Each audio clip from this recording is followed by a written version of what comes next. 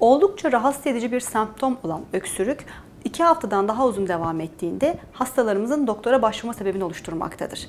Bizlere başvuran, özellikle göğüs hastalıkları hekimlerine başvurmuş olan hastalarımızda hasta bize başvurduğunda öncelikle öksürüğün oluş sebeplerini, eşlik eden ek semptomlarını, ne kadar süredir devam ettiğini, hastalarımızın kullanmış olduğu ilaçlarını sorguluyoruz.